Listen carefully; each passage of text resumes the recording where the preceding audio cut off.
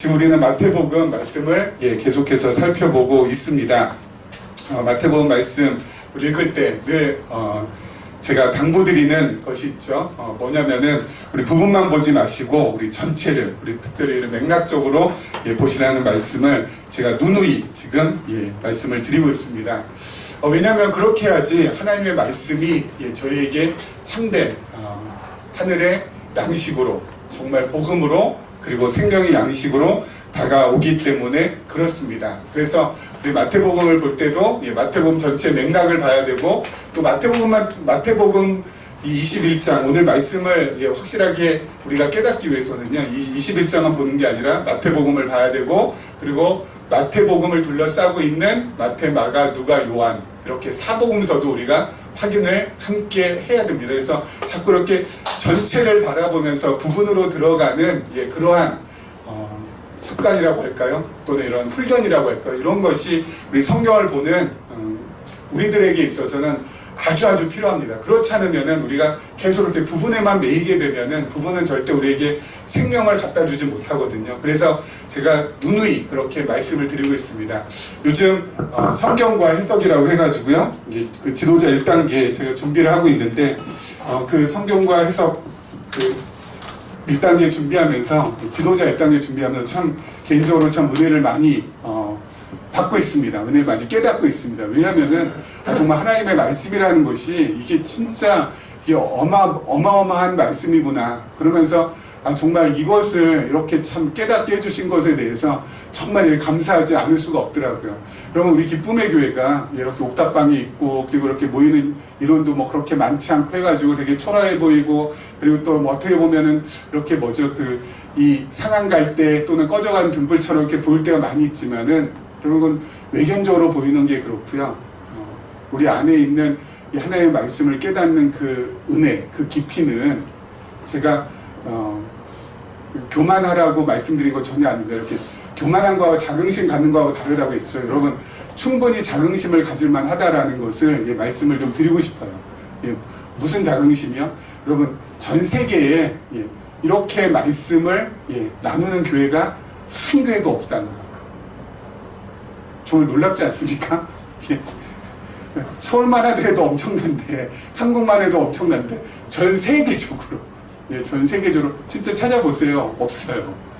지금 말씀드리는 것도 마찬가지고, 여러분, 마태, 마가, 누가, 요한복음 있잖아요. 신약 성경에. 그렇죠? 근데 마태복음이 제일 앞에 나와야 되는 이유는 제가 지난번에 말씀드렸죠. 이 구약과의 연결된 거 그렇다고 하고요. 그럼 마태 다음에 왜 마가복음이 나와야 될까요? 그리고 마가복음 다음에도 왜 누가복음 나와야 되고, 누가복음 다음에 왜 그 다음에 요한복음 나와야 돼요? 그냥 마태 다음에 마가고, 마가 다음에 누가고, 누가 다음에 요한이니까 그냥 그렇게 나오나 보다. 여러분, 대부분 다 그렇게 알고 있지. 여러분, 이 성경의 배열에 대한 의미, 여러분, 이 배열에 대한 어떤 이 정말 깊은 깨달음이, 여러분, 지금까지 예수님께서 십자가에 달려 돌아가시고, 그리고 초대교회 때도 이건 몰랐어요. 왜요? 초대교회 당시만 하더라도 그때는 쪽복음이었고 아직 성경이 모아지지 않았잖아요. 지난번에 잠깐 말씀드렸는데 AD 90년 이 사도 요한이 반모섬에서 요한계시록을 기록하고 나서야 신약 성경이 전부 완성됐지만은, 여러분, 그 이전에, 그렇죠? AD 90년 이전까지만 하더라도 초대교회 당시 성경에 나오는 그 초대교회 성도들조차도 마태, 마가, 누가, 요한복음 이렇게 네 가지로 이렇게 배열된 것을 그들은 몰랐다고요. 그렇죠? 그 이후에도 그렇게 성경을 이제 신약 성경을 편집하고 나서도 그때는 어때요? 중세 시대였기 때문에 몰랐고요. 그리고 1517년에 종교개혁 당시에도 몰랐어요. 그리고 종교개혁 이후에 500년 동안, 지금 2017년 작년이 종교개혁 500주년이 되는 해였지만은 전혀 몰랐다고요. 마태 다음에 마가가 왜 나오고, 마가 다음에 누가가 왜 나오고, 누가 다음에 요한이 왜 나오고, 그냥 마태, 마가, 누가, 요한이니까 그냥가 보다 하고, 그렇게 그냥 전부 다 알고, 우리 과거의 선진들은 그냥 마태, 마가, 누가, 요한, 마태, 마가, 누가, 요한, 그 다음에 사도행전, 로마서, 고린도전서, 갈라서, 뭐 신약 성경이 뭐 다 그렇게 돼 있나 보다. 그래서 창세기, 출애굽기, 레위기, 민수기, 뭐 마태, 마가, 누가, 요한, 뭐 이러면서 그냥 성경 전체를 갖다가 어때요? 그냥 성경 목록가로만 그냥 이렇게 주절주절 그렇게 그냥 노래 부르고 그렇게 알았지, 그 속에 담긴 뜻, 의미, 그것에 대해서는 전혀 몰랐다고요. 그런데 이제는 이게 너무 중요하다는 것을 알게 됐다는 것이죠. 이 시대에. 그게 참 감사해요. 자, 우리 마태복음, 우리 지난 시간에 잠깐 말씀드렸지만은 마태복음, 마가복음, 누가복음, 그 다음에 요한복음 있죠. 자, 마태복음은 1장부터 4장까지가 무엇과 연결이 된다고요? 구약성경과 신약성경을 연결시켜주는 연결고리이기 때문에 마태복음이 복음서 가운데 제일 앞에 나와야 된다고 했습니다.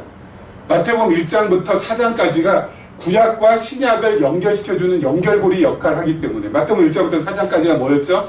구약에 예언된 예수. 그래서 구약에 예언된 그리스도. 그래서 예수라는 분이 어떻게 태어날지, 어디서 출생할지, 어떻게 자랄지, 어디에서 이사할지, 어디로 갈지 그런 부분이 그리스도가 오신 다음에 이렇게 전부 다 구약의 말씀대로 기록한 대로 전부 다 행했다라는 것이 1장부터 4장까지가 되어 있거든요.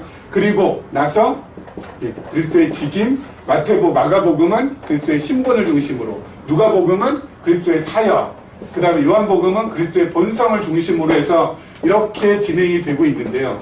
자, 이 직임은 구약의 어때요? 그리스도의 삼중직 해가지고 그리스도는 반드시 세 가지의 직분을 감당해야 된다. 세 가지의 직분이 선지자, 왕, 제사장이라고 해서 마태복음에서는 그런 예수 그리스도의 직임, 그래서 선지자로 오신 예수, 그 다음에 지금 저희가 하고 있는 왕으로 오신 예수, 그 다음에 이제 앞으로 하게 될 제사장으로 오신 예수에 대해서 마태복음이 기록이 되어 있고요. 자, 마가복음은 마태복음을 이어서 이렇게 그리스도가 어때요? 세 가지의 직분을 감당하시는 그리스도가 바로 예수라는 분이신데, 그 예수라는 분의 신분은 목수의 아들로서 목수가 아니라 바로 뭐예요? 하나님의 아들이라는 거죠. 그래서 마가복음에서는 그 신분을 하나님의 아들, 그래서 마가복음 1장 1절 보면은 뭐라고 되어 있어요? 하나님의 아들 예수 그리스도의 복음이라. 마가복음 1장 1절에 딱 그렇게 규정 짓고 시작을 합니다. 그래서 하나님의 아들이라는 신분이기 때문에 이 하나님의 아들은 반드시 어떻게 되어야 된다고요? 낮아져야 되고 높아져야 된다고요. 그래서 비하되고 승귀하는 신분을 가져야 된다고요. 그래서 마가복음은 하나님의 아들로서의 신분을 먼저 밝히고, 그 다음에 낮아지시는 신분을 그 다음에 밝히고, 다음에는 높아지는 신분을 밝히고요. 자, 중요한 거, 그 다음에 이러한 하나님의 아들이 사역을 행하시는데, 그 사역이 바로 뭐라고요? 하나님의 아들로서의 사역이 있고, 그리고 하나님의 아들로서 하나님의 나라를 가르치시는 사역이 있고, 그리고 그 하나님의 아들로서 하나님의 나라를 완성시키는 구속사역이 누가복음의 제일 마지막에 나와요. 그리고 그 구속사역을 이루신 분은 바로 그 구속사역을 이루신 분의 본성이 바로 뭐라고요? 신성이라는 것. 이 신성이라는 것은 다른 것이 아니라 하나님이라는 거예요. 영원한 존재라는 거. 하나님, 영원한 존재라는 거. 누가? 바로 그 배속사역을 이루신 예수라는 분의 본성은 하나님이시다. 영원한 존재이시다. 그래서 요한복음 1장 1절에 뭐라고 되어 있어요? 태초에 말씀이 계시니라. 여기서 말씀은 예수님을 가리키거든요. 그 말씀이 하나님과 함께 있었다라고. 그렇죠? 그래서 요한복음에 보면은 이 예수님의 신성됨을, 하나님됨을 우리에게 가르쳐줘. 그래서 마태 다음에 마가가 나오고, 마가 다음에 누가가 나오고, 누가 다음에 요한복음이 나온다고요. 그래서 이렇게 마태, 마가, 누가, 요한복음도 어때요? 전부 다 논리적인 연결로 쭉 이어져 있다라는 것이죠. 그러니까 여러분, 이 마태, 마가, 누가, 요한 이 배열만 보더라도, 이 목차만 보더라도, 이건 도저히 인간의 머리에선 도저히 나올 수 없는 거라는 거죠. 진짜 하나님께서 이렇게 만드시지 않았다면 이 세상에 존재할 수 없는 책이라는 것이죠. 그렇기 때문에 진짜 하나님의 살아계심을 우리가 확인받고 또 확인받고, 그렇기 때문에 믿을 수 있고 또 믿을 수 있는 것이죠. 그럼 우리가 잘 알다시피 여러분, 이렇게 마태복음, 마가복음, 누가복음, 요한복음이 직임과 신분과 사역과 본성으로 예수가 그리스도이심을 계시하심으로 인하여서 물론 이 네 가지를 하나로 전부 다 묶어가지고 이렇게 뭐 연대순으로 이렇게 복음서를 만든다는 것은 그건 진짜 무식한 사람들이 하는 일이고요. 이걸 통해서 우리가 더 한 가지 더 확인할 수 있는 게 뭐냐면은 우리가 잘 알고 있다시피 예수님께서 죽으시고 다시 부활하시는 사건 아시죠? 제일 중요한 십자가 사건과 부활 사건. 그럼 십자가 사건과 부활 사건도 각각의 복음서마다 어때요? 이 맥락에 따라서 의미가 다르게 우리에게 와닿는다는 거죠. 똑같은 사건도 마태복음에서, 마가복음에서, 누가복음에서, 요한복음에서 우리에게 주는 의미가 각각 달라진다는 것이죠. 그럼 우리는 그냥 같은 사건, 한 가지 사건, 그러면 마태복음에서도 있었고, 마태복음에서도 어때요? 예수님 죽으심과 예수님께서 다시 살아나심. 그리고 마가복음에서도 예수님 돌아가시고 예수님 다시 살아나셨던 거. 누가복음에서도 똑같이 있고 요한복음에서 다 똑같이 있잖아요. 그래서 여태까지 마태, 마가, 누가 요한복음 읽을 때마다 그냥 전부 다 예수님께서 다시 뭐 십자가 달려 돌아가시고 다시 3일 만에 부활하셨구나 쭉 한 네 가지를 갖다가 그냥 어때요? 그냥 동일한 선상에서 읽었지만은 이제는 어때요? 그게 아니라는 거죠. 맥락마다 전부 다 달라진다는 거죠. 어떻게요? 마태복음에서는 우리 이제 앞으로 할 거지만은 예수님의 죽으심과 다시 살아나심은 제사로서의 의미가 있는 거죠. 그렇죠? 왜요? 제사장으로서 예수님께서 자기 자신을 제물로 하나님 앞에 드리시는 거거든요. 그러니까 이것은 제사로서의 의미, 예수님께서 죽으셨다가 다시 살아나시는 그 십자가 사건과 부활 사건은 제사로서의 의미가 여기에서는 어때요? 우리에게 강하게 다가오는 거고요. 마가복음에서 신부는 뭐라고 그랬었죠? 예. 낮아졌다가 다시 높아지는 신분이라고 했잖아요. 여러분, 예수님께서 죽으실 때 낮아지시고 다시 살아나실 때 높아지시죠. 신분의 변화로서의 의미. 그래서 정말 신분의 변화, 낮아졌다가 다시 살아나심으로 그는 누구다? 하나님의 아들이라는 것을 우리에게 확인시켜주는 이런 쪽으로 우리에게 의미 있게 또 다가오는 거고요. 누가복음은 사역인데 어떤 사역이라고요?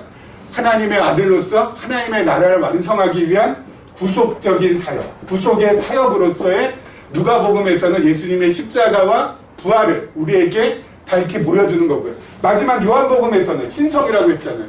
그래서 십자가에 달려 돌아가시고 다시 부활한 그 예수는 영원한 존재로서 영원한 생명을 가지신 우리의 참된 하나님이시라는 것을 요한복음에서는 우리에게 나타내 주는 거예요. 여러분, 그러니까 이 맥락마다 마태, 마가, 누가복음, 누가, 요한 이 맥락마다 그 똑같은 사건도 의미가 달라지는 거고 더 중요한 건 뭐라고요? 마태 다음에 마가가, 마가 다음에 요한, 누가 다음에 요한이 반드시 나와야 된다는 거. 요한복음이 마태복음 앞에 나와서는 여러분 성경이 어떻게 돼요?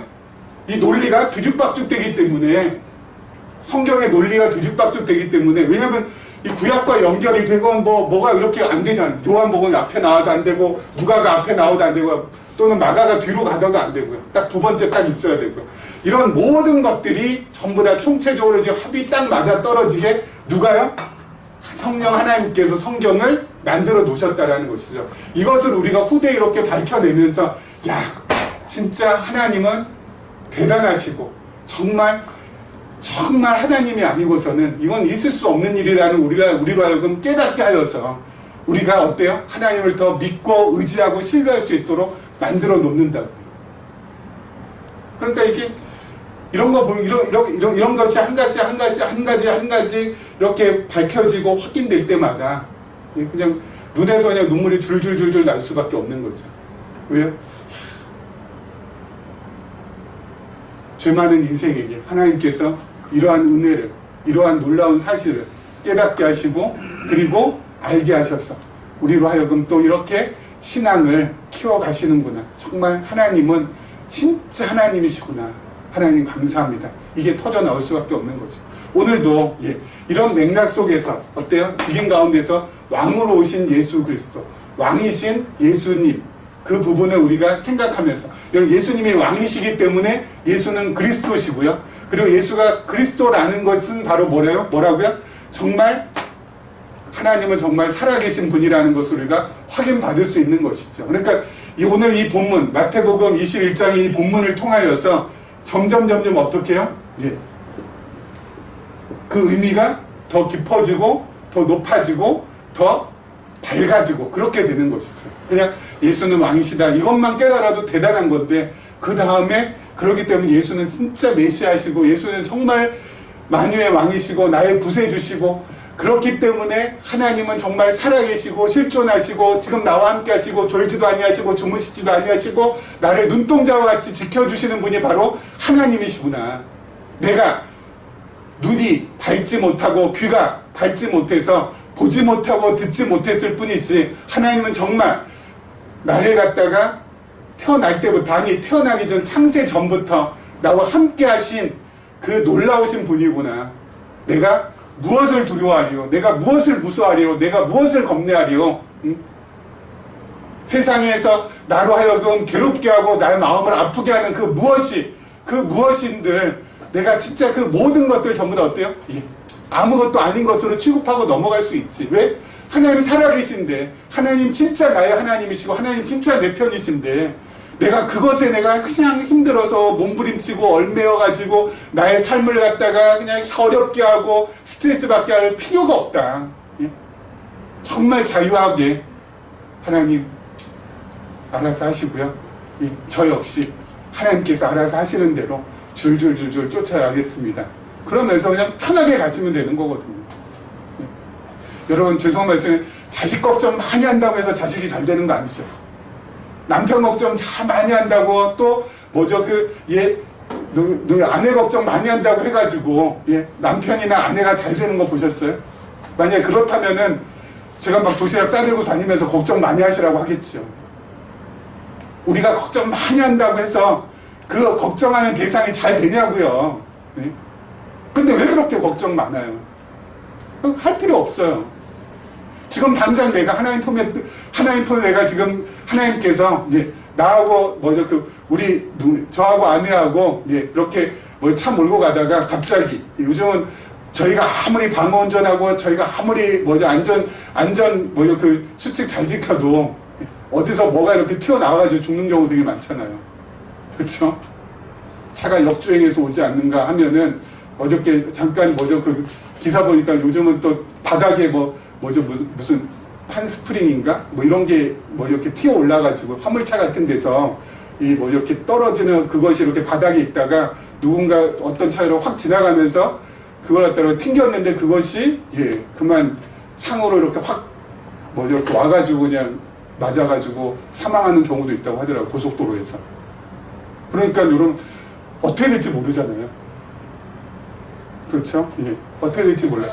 내가 지금 서로 오늘 가다가 사고로 죽는다고 하더라도 내 주변에 있는 사람들 내가 이 세상의 부재함으로 인하여서 다 망하고 다 못 살고 다 완전 박살나는 거 아니라니까요.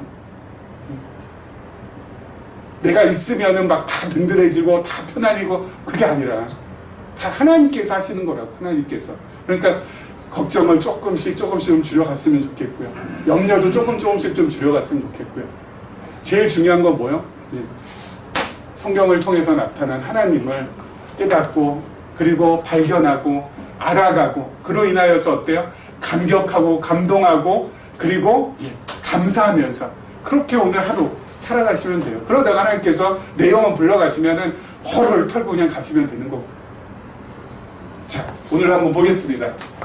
자, 28절이요. 28절 말씀.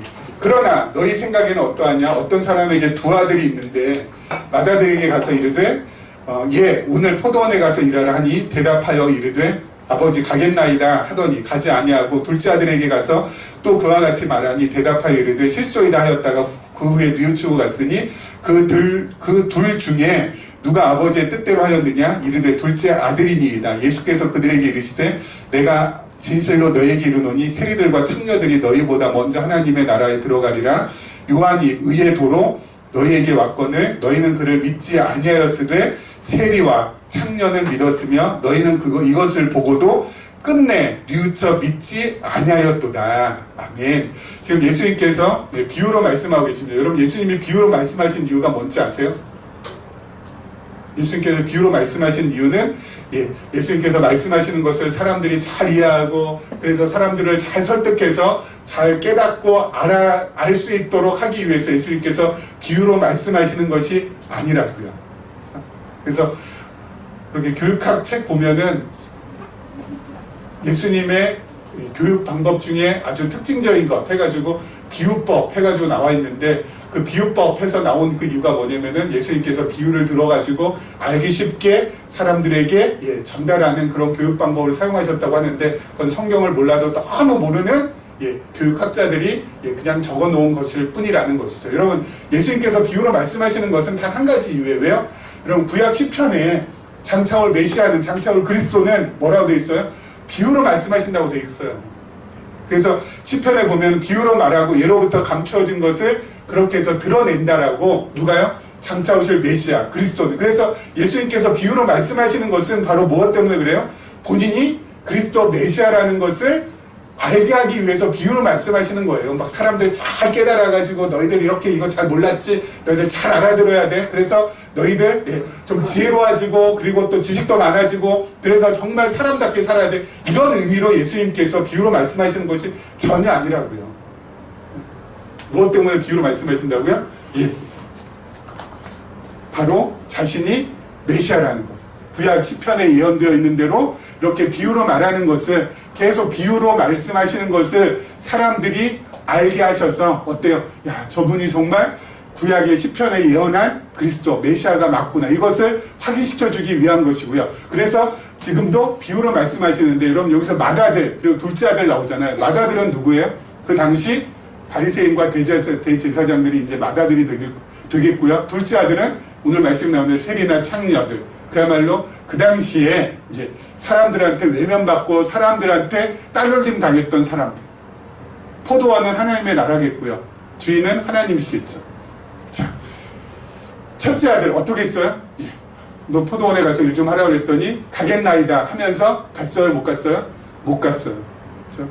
여러분, 구약에 그 당시에 대제사장들 그리고 그 당시에 장로들은 구약도 알고 있었고 율법도 알고 있었고 그리고 하나님을 섬기는 법도 전부 다 알고 있었어요.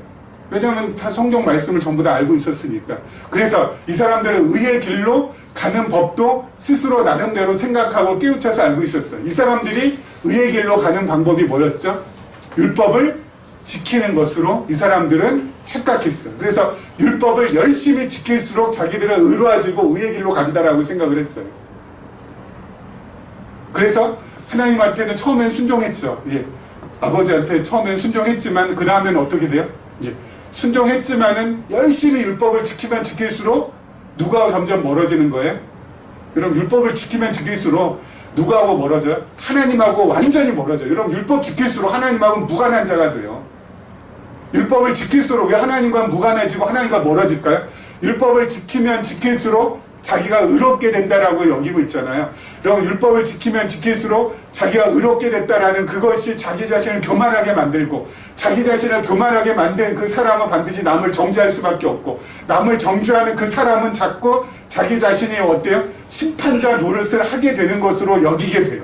심판자 노릇을 하게 되는 것으로 여기게 되는 그 사람은 하나님과 같이 되고자 하는 사람이 바로 그런 사람이라고 해요. 하나님과 같이 되고자 하는 사람은 하나님과는 무관한 사람이 될 수밖에 없죠. 그래서 율법 지키면 지킬수록 하나님하고는 완전히 멀어지게 돼요. 그래서 율법을 지킨다라는 것이 얼마나 하나님 입장에서 보면은 정말 말도 안 되는 것입니다. 바로 그것이라는 것이죠. 바로 첫째 아들이 그랬어요. 그러니까 첫째 아들은 열심히 자기 스스로 의의 길로 가겠다라고 하면서 열심히 의의 길을 가겠다고 율법 지키고 뭐 난리를 쳤지만은, 여러분, 그것은 바로 뭐예요? 가지 못하는 거잖아요. 그런데 둘째 아들, 창녀나 세리들이나 이 사람들은 어때요? 처음에는 실수이다 하다가 뉘우친 다음에 가게 됐어요. 세례 요한이 왔을 때 어때요? 회개하라 천국이 가까워왔느니라 했을 때 세례 요한한테 와서 세례를 받은 사람들은 누구였어요? 대제사장들이나 장로들이 아니었어요. 바로 그 당시에 많은 사람들로부터 따돌림 당하고 많은 사람들로부터 외면받았던 여기 나온 세리나 창녀들이었죠. 그 사람들은 나와서 세례 요한이 바로 뭐였어요? 예수님의 길을 예비하고 예수님의 길, 의의 길이 무엇인지 사람들한테 알려줬잖아요. 바로 그대로 이 사람들을 했다고요. 그래서 이 사람들은 결국 어때요? 네. 하나님 나라에 들어가는 놀라운 경험을 하게 되는 것이죠. 그리고 근데 중요한 거, 이 첫 아들, 둘째 아들 이 비유에서 이거하고 뭐죠? 아까 말씀드렸죠. 저희 지금 뭐 하고 있다고요? 지금 이 비유하고 지금 저희가 지금 하고 있는 것이 뭐예요? 왕으로 오신 예수. 그렇죠?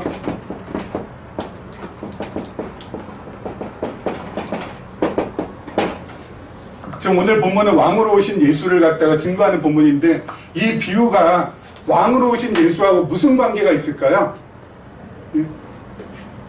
이 비유가 왕으로 오신 예수하고 무슨 관계가 있어요? 큰아들은, 맏아들은 어때요? 예. 처음에 순종한다고 했다가 불순종해가지고 하나님 나라 못 가고, 그 다음에 둘째 아들은 처음에 못 간다고 했다가 나중에 순종해서 하나님 나라 들어가고. 그래서 이 본문 말씀은 뭐예요? 이런 둘째 아들처럼 뉘우치고 회개해서 결국 하나님 나라 들어가는 것이다. 그것만 이렇게 딱 남으면은 왕으로 오신 예수하고 지금 오늘 본문하고 무슨 상관이 있냐고요. 둘째 아들처럼 우리도 뭐야? 예, 뉘우치고 회개해서 하나님 나라에 갑시다.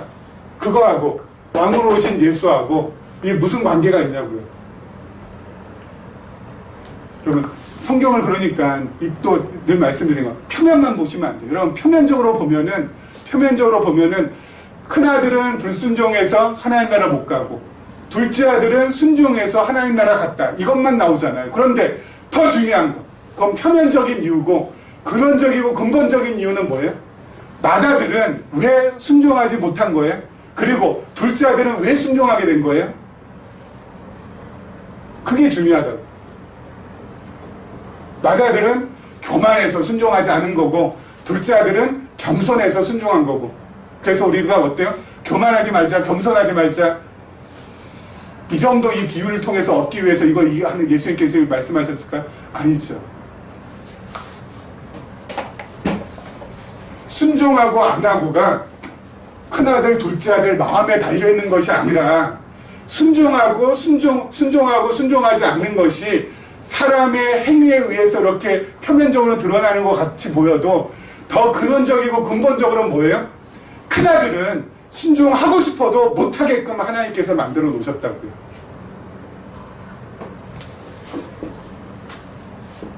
불순종 가운데 하나님께서, 그렇죠? 이 사단이 있으면은 어떻게요? 이 불순종 가운데 우리들을 이렇게 집어넣으시거든요. 그래서 어떤 사람들은 집어넣었다가 안 빼는 사람도 있고요. 어떤 사람은 집어넣었다가 빼내시는 분도 있고요. 그 어떤 사람 가운데 안 빼내시는 분이 이게 지금 오늘 비유에서 나오는 큰아들이고요. 빼내신 분이 오늘 비유에서 나오는 둘째 아들이라고요. 그럼 둘째 아들이 지가 대단히 무슨 겸손하고 막 그냥 너무너무 막 그냥 막 인품 좋고 성품 좋아가지고 뉘우친지 아세요? 하나님께서 뉘우칠 마음을 주셔서 뉘우치게 만들었고요. 그리고 큰아들들 의의 길, 율법을 지키는 것으로 그 사람들이 착각해서 열심히 율법 지킨 이유는 바로 뭐예요? 눈 가리고 귀 가리었기 때문에 그 사람들이 어때요? 그쪽으로 가게끔 만드셨기 때문에, 그래서 절대 여기에서 못 나오게끔 하셨기 때문에 큰아들들은 계속 헤매고 있는 거고요. 그게 근원적인 이유라고요. 얘네들이 얘는 되게 못됐고 얘는 되게 착하고, 그래서 하나님 나라 가고 하나님 나라 안 가고, 그게 아니라 근원적으로, 근본적으로 하나님께서 막았기 때문에 못 가는 거고, 태어났기 때문에 가는 거라고요. 우리들도 마찬가지예요.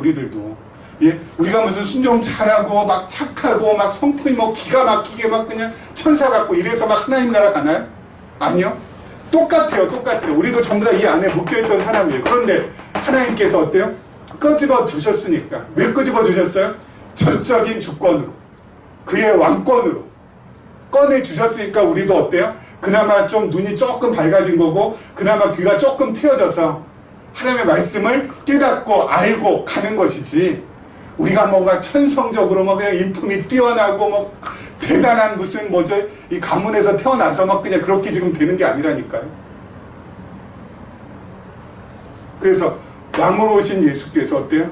큰아들, 대제사장, 그리고 장로들은 눈 가리고 귀 가리워서 결코 의의 길을 찾지 못하게 막으셨기 때문에 그들은 어때요? 못 가는 것이고, 그리고 정말 그 당시 소외받고 그 당시 외면받았던 창녀들이나 세리들은 긍휼히 여기셔서 눈을 뜨게 하시고 귀를 열게 하셔가지고 어때요? 뉘우쳐 깨달아 하나님 앞에 나오게끔 만들어서 가게 하시는 거라고. 그렇기 때문에 왕으로 오신 예수께서 지금 어때요? 그 주권, 그 왕권을 통하여서 누구는 다 가리워서 가지 못하게 하시고 누구는 다 띄어서 가게 하시고 한다라는 거예요. 그러니까 성경을 이렇게 표면적으로만 보지 마세요. 표면적으로만 보면은 다 뭐죠, 그 행동이 뭐 얘는 뭐 순종하고 얘는 착하고 그래서 뭐 이렇게 됐거니, 절대 그렇지 않다니까요. 근원적으로 근본적인 이유를 확인하셔야죠. 자, 그 다음에 한번 더 보죠. 그 다음에도 마찬가지입니다. 다른 한 비유를 들으라. 한 집 주인이 포도원을 만들어 산 울타리로 두르고 거기에 줍자는 틀을 만들고 망대를 짓고 농부들에게 새로 주고 타국에 갔더니 열매 거둘 때가 가까우매 그 열매를 받으려고 자기 종들을 농부들에게 보내니 농부들이 종들을 잡아 하나는 심히 때리고 하나는 죽이고 하나는 돌로 쳤거늘 다시 다른 종들을 처음보다 많이 보내니 그들에게도 그렇게 하였는지라. 후에 자기 아들을 보내며 이르되 그들이 내 아들은 존대하리라 하였더니 농부들이 그 아들을 보고 서로 말하되 이는 상속자니 자 죽이고 그의 유산을 차지하자 하고 이에 잡아 포도원 밖에 내쫓아 죽였느니라. 그러면 포도원 주인이 올 때 그 농부들을 어떻게 하겠느냐? 그들이 말하되 그 악한 자들을 진멸하고 포도원은 제때의 열매를 바칠 만한 다른 농부들에게 새로 줄지니이다. 아멘. 여러분, 오늘 이 또 다른 비유도 마찬가지죠. 또 다른 비유. 이 또 다른 비유를 통하여서도 무엇을 확인하면 돼요? 왕으로 오신 예수를 확인하면 되는 것이죠. 자, 오늘 비유는 어떤 비유예요? 포도원 주인이 농부들한테 이 밭을 맡긴 다음에 이제 타국으로 떠났어요. 그 다음에 거기에서 나오는 이제 소작을 받기 위해서 종들을 보내는데 이 종들을 갖다가 때리고 뭐 난리치는 거죠. 이건 뭘 말하는 거예요? 하나님께서 구약에 선지자들을 이스라엘한테 보냈는데 이스라엘의 지도자들이 어떻게 했어요? 선지자들의 뜻을 따르지 않았죠. 그리고 선지자들을 핍박하고 박해하고, 우리가 잘 알고 있는 엘리야 선지자 같은 경우는 어떻게 해요? 엘리야 선지자는 아합과 이사벨이 막 죽이려고 난리를 치고 그래가지고 막 도망다니고 막 그 별별 짓을 전부 다 하지 않았습니까? 게다가 이사야 선지자는 이 몸을 갖다가 두 동강을 내서 죽이는 그러한 아주 참혹스러운 일도 있었고요. 또 예레미야 선지자도 돌에 맞아서 또 죽고요. 그러니까 구약에 있는 선지자들이 그렇게 하나님의 뜻을 증거하려고 하나님께서 보내셨는데 그 당시 이스라엘의 지도자들이 전부 다 핍박하고 박해하고 다 어때요? 죽였다고요. 왜 그렇게 했을까요? 지 뜻하고 맞지 않는다고. 선지자들이 하나님의 뜻을 전달하는 것과 지가 하고 싶은 거하고 맞지 않으니까 그 뜻을 전하는 선지자들이 어때요? 미운 거예요? 싫은 거예요? 그러니까 어때요? 죽여버리는 거죠. 자기 뜻하고 안 맞으니까. 자기 뜻대로 하고 싶은데 그거 못하게 하니까. 그래서 나중에는 누구를 보내요? 아들을 보내니까 이 아들 보내면 낫겠거니 했는데 그 아들마저 어떻게 했다고요? 죽였다고요. 결국 십자가에서 하나님의 아들이신 예수님을 갖다가 이 사람들이 어때요? 죽이는 거잖아요. 그렇죠. 그래서 그러면 우리가 다 이거 차지할 수 있다라고 생각하니까. 여러분, 근데 여기서 참 놀라운 건 뭐냐면요. 구약의 이스라엘의 지도자들이건 아니면 신약의 이스라엘 백성들이건 여러분, 그 사람들이나 우리나 똑같아요. 그렇죠. 우리들도 하나님의 말씀, 하나님의 뜻 어때요? 거부하고 싶은 욕망이 훨씬 더 많아요. 그렇지 않습니까? 내 맘대로 살고 싶지, 내 뜻대로 살고 싶지, 내가 계획한 거 반드시 이루고 싶지. 하나님께서 하시는 대로 하옵소서. 여러분, 이게 뭐가 쉬워요? 이게 진짜 어려운 거잖아요. 그렇지 않아요? 하나님께서 정말 나를 통해서 하고자 싶은 거 그냥 이루어 주시옵소서. 흥해도 좋고 망해도 좋고 하나님의 뜻을 이루어 주시옵소서. 여러분 이게 뭐가 좋냐고요. 뭔가 그냥 악랄하게 이 세상 한몫 잡으면서 살아가고자 하는 그런 욕심을 가지고 어때요? 그냥 혈안이 되어서 살아가는 것이 훨씬 더 편하죠. 우리한테 있어서는. 그렇지 않습니까? 내 욕심 채우기 위해서 수단과 방법 가리지 않는 것이 훨씬 더 우리한테는 편해요. 왜요? 우리는 마음 가운데 죄성이 있기 때문에 그렇게 살아가는 것을 훨씬 더 익숙하고요. 그렇게 살아가는 것에 아주 짜릿짜릿한 맛을 느끼는 사람들이거든요. 근데 그게 아니라 주여 뜻대로 없어서 어렵거든요. 그래서 그렇게 살아가기 싫어요. 게다가 여러분 예수님께서 십자가에 달리실 때 이스라엘 백성들이 예수를 십자가에 못 박으라고 외칠 때 거기에 우리는 없었나요? 예수님 십자가에 달려 돌아갈 때 거기에 우리 없었냐고요. 우리도 다 있었어요. 그렇죠? 우리도 함께 고함치고 함께 외치고 예수님 십자가에 달려 죽으시는 것을 마땅하게 여겼다고요. 그들이나 우리나 다를 바가 없다고요. 그런데 오늘 이 본문 말씀을 보면은 뭐라고 되어 있냐면은요, 그렇게 똑같이 우리하고 성정도 같고 우리처럼 죄도 많이 짓고 우리 종을 주인이 보낸 종도 죽이고 그리고 주인의 아들도 죽였던 그 이스라엘 백성들의 우리나 그렇게 징배가 없는데 오늘 말씀의 결론은 뭐냐면은요, 정말 놀랍게도 한번 보죠. 그 다음에 42절이요. 예수께서 이르시되 너희가 성경의 건축자들이 버린 돌은 예수 그리스도지요. 모퉁이의 머릿돌은 바로 하나님 나라의 왕이 되신 예수 그리스도. 건축자들이 버렸다는 건 그 당시에 이스라엘 백성들이 버린, 이스라엘 지도자들이 버린 예수 그리스도가 앞으로 장차 모퉁이의 머릿돌이 됐다고요. 하나님 나라의 왕이 되셨다고요. 이렇게 왕이 되었나 이것은 주로 말미암아 된 것이요 우리 눈에 기이하도다 함을 읽어본 일이 없느냐. 그러므로 내가 너희에게 이르노니 하나님의 나라를 너희는 이스라엘 백성들, 이스라엘 지도자는 빼앗기고 그 나라에 열매 맺는 백성이 받으려. 열매 맺는 백성은 바로 누구예요? 열매 맺는 백성은 저와 여러분 같은 이방입니다. 저와 여러분 같은 이방입니다. 그 열매 맺는 백성이 하나님의 나라를 받게 된다. 여러분 똑같이 이스라엘 백성들처럼 우리들도 하나님의 뜻 거부하기 좋아하고 하나님 뜻대로 살기 싫어하고 그리고 하나님을 어떻게 보면 우리는 찾지도 않고 알고 싶지도 않고 그야말로 하나님에 대해서는 전무했잖아요. 무식했잖아요. 그런데 이스라엘 백성들에게 하나님께서 어때요? 하나님 나라를 이스라엘 백성들한테 빼앗아서 우리한테 주셨다. 이게 바로 예수님께서 그의 왕권을 가지시고 어떻게 하신 거예요? 그의 왕권을 가지시고 행사하신 것이죠. 그렇게 이스라엘에서 하나님 나라를 빼앗아서 이스라엘보다도 어떻게 보면 훨씬 더 못하고 훨씬 더 덜 떨어지고 훨씬 더 미련하고 훨씬 더 어리석은 바로 이방인인 우리에게 열매 맺는 하나님의 나라의 백성으로 우리를 갖다가 어떻게 하신 거예요? 예, 받아주신 거예요. 그러니까 이게 은혜라는 거죠. 이게 우리가 이렇게 함께 모여서 예배드리고 함께 하나님의 말씀을 나누고 그리고 하나님의 말씀이 정말 이게 논리적인 체계로 정말 일관성 있는 정말 진리로 이렇게 받아들일 수 있다라는 거. 여러분 이게 진짜 하나님의 은혜가 아니고서는 무엇이겠어요? 지금 여러분 지금 현재 저 팔레스타인 지금 이스라엘 그 나라에 있는 저 예루살렘에 있는 히브리 대학에서 지금 열심히 구약 지금 공부하고 있는 세계적인 석학들이 얼마나 많겠어요. 이스라엘 사람들 머리가 좋잖아요. 그 히브리 대학에서 열심히 공부하겠죠. 근데 그들이 이걸 아냐고요.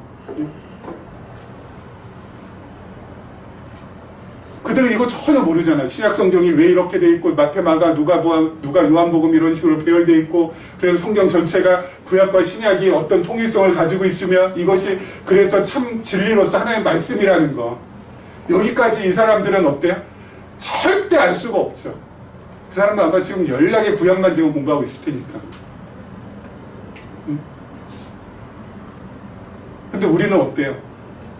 저 극동에 그냥 세계 열강에 휩싸여 있어가지고 막 그냥 미국 눈치 봐야 되고 중국 눈치 봐야 되고 일본 눈치 봐야 되고 러시아 눈치 봐야 되고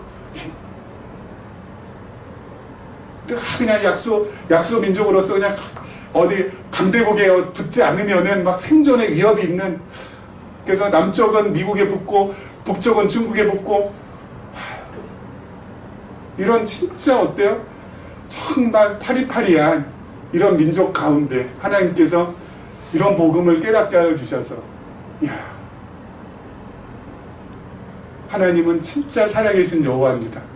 그리고 예수는 정말 그리스도시고 메시아고, 정말 우리는 그를 신뢰할 수밖에 없는 그런 분이 바로 우리의 예수님이십니다. 이것을 알게 하셨으니 이게 얼마나 감격스럽고 얼마나 놀라운, 그것도 우리나라 남쪽의 1000만 크리스찬 가운데서 하나님께서 특별히 그 가운데서도 정말 우리보다 훨씬 더 유능하고 우리보다 훨씬 더 어때요? 정말 성품 좋은 사람들이 얼마나 많겠어요. 1000만 크리스찬 중에. 그들 가운데서 하필 우리를 하나님께서 뽑으셔가지고 여기에 이렇게 알게 하시고 깨닫게 하셨다라는 거. 이게 진짜 감사하고, 이게 감동이고, 이게 정말 감격이고, 그럴 수밖에 없는 것이죠. 여러분, 하나님께서 이렇게 예수 그리스도를 보내셔서 예수 그리스도께서 그 왕권으로 어때요? 이스라엘에서 하나님 나라를 빼앗아서 오늘 2019년 6월 23일 여기면 우리에게 하나님 나라를 선물로 그저 주셔가지고 우리는 어때요? 우리 안에 하나님의 나라를 품고 살게 하신다는 거죠.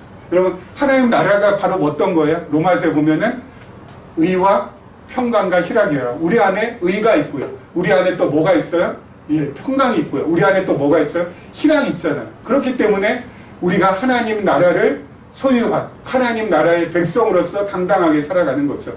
의가 있다라는 것은 바로 뭐예요? 예수 그리스도로 말미암은 의. 그래서 우리가 의롭게 됐다라는 거. 그래서 이제는 죄 짓지 말라고 해서 이제 짓지 않는 것이 아니라 죄 짓고 싶은 마음이 안 생기니까 안 짓게 되는 그러한 경지에까지 이제 이르게 됐고요.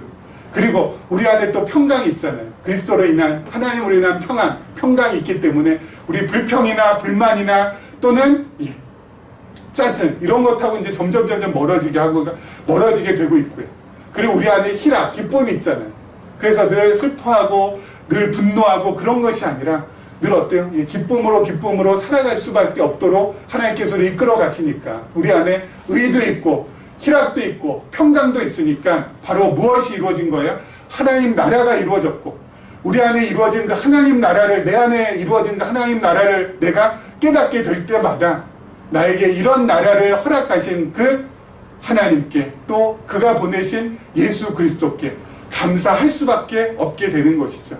그래서 그렇게 감사할 수밖에 없으면서 살아가는 그 사람이 세상에서 가장 어떤 사람이에요? 세상이 감당할 수 없는 놀라운 하나님의 사람인 것이죠. 여러분, 그렇게 우리가 살아갈 수 있도록 하나님께서 만들어 주셨어요. 그 하나님 앞에 우리 6월을 마감하면서 더욱더 큰 마음의 외침으로 찬송하고, 더욱더 큰 마음의 외침으로 감사하고, 그러면서 멋지게 일주일도 보내셨으면 좋겠습니다. 기도하겠습니다.